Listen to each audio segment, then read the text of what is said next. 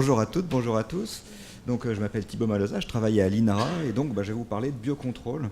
Alors, mon objectif là, dans ce petit topo de 10 minutes, c'est pas de vous dire que le biocontrôle c'est magnifique, c'est fantastique, ça va révolutionner en fait la viticulture dès 2019. En revanche, en fait, j'ai deux objectifs. C'est le premier, clarifier tout ce qu'il y a derrière biocontrôle, parce qu'en fait, c'est un terme qui est super fourre-tout. Et mon deuxième objectif, c'est de partager avec vous une sorte d'état des lieux et de poser la question, en fait, qu'est-ce qu'on peut attendre du biocontrôle en viticulture? Donc d'abord, je commence par la définition légale du biocontrôle. En fait, c'est donc un ensemble de méthodes de protection des végétaux par l'utilisation de mécanismes naturels. Donc ça sous-entend derrière qu'on a des acteurs naturels. Et en fait, on a 4 grandes catégories d'acteurs naturels. On a des organismes, petit pointeur, donc des micro-organismes, typiquement des bactéries, des champignons, des virus, des macro-organismes, typiquement des insectes, des acariens, des nématodes. Et après, on a des substances qui peuvent être des médiateurs chimiques, donc typiquement des phéromones ou des chéromones.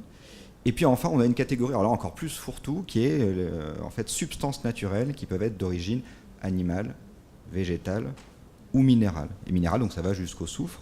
Donc des exemples, vous en connaissez, hein, les trichodermas là-dedans, par exemple, les trichogrammes là-dedans, la confusion sexuelle ici, et puis ici, en fait, bon, là, il y a toute une gamme, mais évidemment, donc on a par exemple le soufre. Alors l'autre truc qui est super important, une fois qu'on a défini ces 4 catégories d'acteurs, en fait, c'est comment on va les utiliser, ces acteurs naturels, parce qu'on a, traditionnellement, quand on dit biocontrôle, on pense à produits de biocontrôle. Et en fait, j'ai envie de dire, en termes de services rendus au champ, en fait, ce n'est pas forcément les produits actuellement qui rendent le plus de services. Donc, en termes de type d'utilisation, je commence donc par le plus traditionnel, hein, c'est la vision commerciale. En fait, je produis dans une industrie une substance ou un organisme, ça passe par un distributeur et ça arrive jusqu'à l'utilisateur final. Mais en fait, il y a aussi toute la partie qu'on appelait traditionnellement la lutte biologique par conservation. Et donc là, on a toujours les mêmes acteurs, hein, avec des micro-organismes, des macro-organismes. Mais en fait, on va déployer tout un tas de leviers qui vont permettre de favoriser l'action de ces acteurs. Et ça peut passer donc par des choses qui se passent au niveau de la parcelle, ça peut être des ajouts de mélanges fleuris, de couverts végétaux pendant l'hiver, pendant la saison, etc. Ça peut passer par, alors sur la vigne ça s'y prête pas vraiment, ça s'y prête pas forcément le mieux, mais ça peut passer par des aménagements paysagers, donc à l'échelle de territoires entiers. Et puis ça peut passer aussi par des produits, d'une certaine manière, qui sont pas directement des produits de biocontrôle, qui vont être ou des produits de facilitation de l'action du biocontrôle par conservation. Donc là j'ai mis, bon là c'est juste pour rigoler, hein, du sucre, mais le sucre ça peut être, pas sous cette forme-là, mais ça peut être le truc le plus simple pour favoriser les auxiliaires par exemple, ou des pollinisateurs. Et après, alors, il y a deux catégories qu'on connaît souvent moins. Il y a en fait une utilisation qui passe par l'acclimatation d'auxiliaires. Donc ça s'utilise surtout sur les insectes actuellement. Et l'idée, c'est quand on a un méchant bioagresseur qui vient de nous envahir en France, par exemple, en fait, on va retourner dans sa zone d'origine, on va lui chercher des ennemis naturels dans sa zone d'origine, et puis on va les ramener avec lui pour en fait le réguler de façon permanente. Et ça, par exemple, alors c'est un truc qui est assez discret parce que ça se fait qu'une fois. Mais après, par contre, du coup, ça tape, ça régule à très long terme sans avoir besoin de payer chaque année un produit. Et encore un dernier exemple qui, pour l'instant, n'a jamais été utilisé en France, et en particulier en France métropolitaine, c'est la technique de l'insecte stérile. Donc pareil, là, on a un organisme, mais l'organisme, c'est en fait le ravageur lui-même. Simplement, on va produire en masse des mâles stériles de cet organisme, on va les lancer sur le terrain, on va les lâcher sur le terrain, et en fait ces mâles stériles vont rentrer en compétition avec les mâles qui eux sont pas stériles et qui sont donc ravageurs, et ça va donc diminuer la reproduction et les densités de population. Et il y a des super exemples à l'étranger qui ont été faits là-dessus. Donc voilà en fait tout ce qu'on peut mettre derrière le biocontrôle. Donc vous voyez en fait ça sort largement des produits. Et en fait, même les produits, on peut imaginer que on sera plus dans une logique où on est sur du curatif lourd, où on est en train de calculer en fait un temps de protection, un temps de rémanence. Peut-être qu'en fait un produit de biocontrôle, ce sera en fait quelque chose qu'on mettra une fois dans l'année, peut-être complètement hors saison, et qui va simplement rentrer en compétition avec, par exemple, le mildiou ou l'oïdium. Ou alors ça va être quelque chose qui va faciliter l'action ou la résistance d'une variété. Donc, ça pose tout un tas de questions nouvelles. Alors donc deuxième partie du topo, alors qu'est-ce qu'on peut attendre du biocontrôle sur vigne? Alors mon premier message, c'est, pour l'instant, on n'a pas encore de grandes victoires. Il y a des choses qui sont rentrées dans la pratique, mais qui sont assez vieilles, en fait. Typiquement, c'est la confusion sexuelle contre les tordeuses. Il y a quand même des choses qui marchent bien.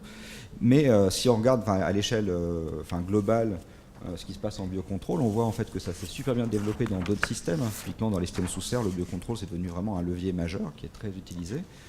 C'est presque le no man's land au niveau des grandes cultures. Et la vigne, ça se situe un peu entre les deux. En fait, il y a déjà des réussites, il y a des vraies perspectives, mais il y a encore des gros besoins en recherche et développement, et pas que sur le biocontrôle, en fait. Pas le biocontrôle pour le biocontrôle, essayer d'être efficace dans l'absolu. En fait, ma vision des choses, c'est que le biocontrôle en soi, ça n'a pas vraiment de pertinence. On ne peut pas réfléchir à l'efficacité comme un pesticide qui était un peu une solution en soi. Par exemple, un produit de biocontrôle, ça va être efficace sans doute que sur certaines variétés, pas sur d'autres, dans une région, pas sur d'autres. Donc ça pose des nouvelles questions et évidemment, du coup, ça se traduit dans des gros besoins en recherche et développement. Et l'autre chose, c'est qu'en plus, comme actuellement, ça vient dans un terrain qui est largement occupé par les pesticides, tout ça, ça se fait en fait avec des moyens très contraints, même si les pouvoirs publics mettent des millions chaque année. Mais en fait, par rapport aux milliards certainement qu'il faudrait pour franchir une transition agroécologique avec un mouvement global de tout le monde, tous les acteurs, en fait, ça avance lentement. Par exemple, je prends l'exemple des produits de biocontrôle. En fait, si on se met à la place d'une entreprise de biocontrôle, elle démarre donc avec un petit marché, parce qu'en fait, elle est obligée de montrer un peu patte blanche, en fait, d'avoir ses premières preuves d'efficacité.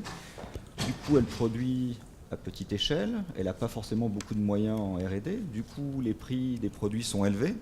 Et en même temps, du coup, comme elle a des moyens R&D limités, elle manque de savoir-faire. Donc le résultat net, quand on regarde au tout début de la dynamique, quand on utilise le produit, on se dit le biocontrôle, ça n'a quand même pas l'air d'être top. Et donc l'adoption au départ est limitée et on reste dans un petit marché. Donc tout le travail qu'on essaie de faire actuellement, c'est de casser ce cercle vicieux, et pas uniquement d'ailleurs sur les produits. Et ça nécessite vraiment des mouvements d'ensemble, ça nécessite en fait de la prise de risque, ça nécessite que tout le monde s'exprime en fait. Et c'est pas du tout juste un problème de recherche, au contraire. Alors l'autre chose, donc, par rapport à, donc oui, le message de la diapo suivante, c'était globalement, soyons patients, effectivement, le biocontrôle, l'image du biocontrôle en 2018, surtout en plus avec le mildiou qu'il y a eu cette année, c'est certainement, pas du tout l'image qu'on en aura dans 10 ans. Alors la deuxième chose, donc ça peut donner une impression d'un peu de négativisme, c'est au contraire, pas du tout en fait, il y a vraiment une mobilisation, là c'est vraiment sensible. Alors là, bon, je suis un petit peu influencé par le fait que je suis coordinateur du consortium biocontrôle, et que du coup, je vous en parle, mais c'est un peu symbolique aussi, le fait qu'on ait créé un consortium, qu'il y ait 48 membres qui se soient fédérés, qui mettent des moyens en commun pour se poser des questions sur le biocontrôle, c'est quand même un signe de mobilisation. Et le consortium, par exemple, alors il ne développe pas des produits en fait un par un, il ne fait pas le boulot des entreprises, par contre il s'intéresse à des questions d'intérêt collectif, en fait, et c'est sur comment est-ce qu'on développe mieux des produits et comment on utilise mieux des produits. Alors, qu'est-ce qui se passe en termes de recherche? Donc, là, je pars vraiment de la recherche jusqu'au développement agricole. Mais en fait, on a vraiment 3 défis. C'est d'une part sortir un peu des grands classiques qui ont finalement, qui ont eu leur naissance dans les années 80. Donc, en essayant d'aller sur des nouveaux agents, des nouveaux mécanismes, des nouveaux modes d'action de biocontrôle pour avoir vraiment des pistes toutes nouvelles. Le cœur de ce qu'on essaie de travailler, c'est vraiment l'intégration. C'est comment, en fait, le biocontrôle, il faut le combiner avec les bonnes variétés, dans les bonnes régions, dans les bonnes conditions climatiques, etc. D'où l'intérêt de tout ce qu'on a vu avant, les OAD, les résistances, tout ça, finalement, c'est indissociable du biocontrôle.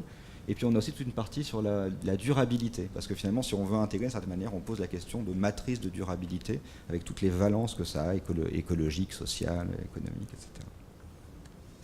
Et enfin, donc, je vais terminer sur une touche d'optimisme.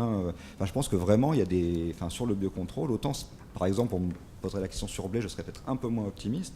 Je pense qu'il y a d'excellentes raisons d'être très optimiste en viticulture, en biocontrôle, parce qu'il y a une forte mobilisation en fait de la recherche, du développement agricole, des filières. On le voit, l'IFV est très moteur dans notre dynamique du consortium biocontrôle, par exemple. Au niveau des industriels, en fait, il y a des marchés sur vigne, en fait, et donc du coup, il y a une grosse proactivité, et ça c'est un très bon signe, parce que ce n'est pas le cas partout. Et enfin, donc, au niveau recherche, il y a vraiment à la fois une diversité de recherche, il y a vraiment d'excellentes recherches qui sont à la fois sur des visions produits, pratiques et stratégies, donc plutôt conservation, et en termes de lien avec la robotique et le numérique. Et voilà, je vous remercie de votre attention.